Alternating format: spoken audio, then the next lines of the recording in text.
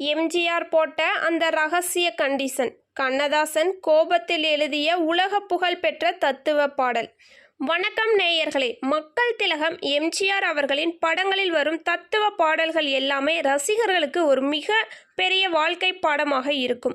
ஆனால் எம்ஜிஆர் அவர்கள் ஒரு பாடலாசிரியருக்கு போட்ட ரகசிய கண்டிஷனும், அதற்கு போட்டியாக கவியரசு கண்ணதாசன் கோபத்தில் எழுதிய ஒரு பாடல்தான் தமிழ் சினிமாவின் அகச்சிறந்த தத்துவ பாடலாக மாறியது என்பது உங்களுக்கு தெரியுமா?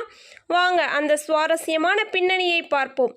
இயக்குனர் சாணக்கியா இயக்கத்தில் எம்ஜிஆர் நடித்து வெளிவந்த ஒரு சூப்பர் ஹிட் திரைப்படம் தான் எங்க வீட்டு பிள்ளை. இந்த படத்தில் எம்ஜிஆர் இரட்டை வேடத்தில் நடித்திருந்தார். ஏழை எளிய மக்களுக்கு ஒரு நல்ல கருத்தை சொல்லும் படியான ஒரு பிரம்மாண்ட தத்துவ பாடல் படத்திற்கு தேவைப்பட்டது.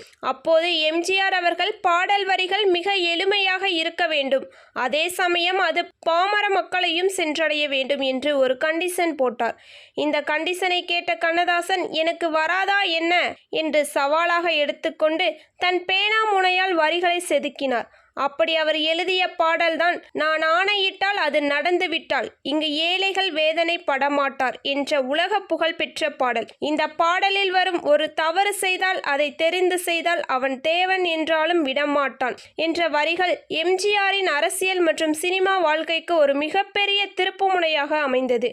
எம்ஜிஆரின் நிஜ வாழ்க்கை பாணியை அப்படியே பிரதிபலித்த கண்ணதாசனின் இந்த அழியாத பாடலை பற்றிய பின்னணி கதை உங்களுக்கு பிடித்திருந்தால் இந்த வீடியோவை லைக் பண்ணுங்க, நமது சேனலை சப்ஸ்கிரைப் பண்ணுங்க. நன்றி.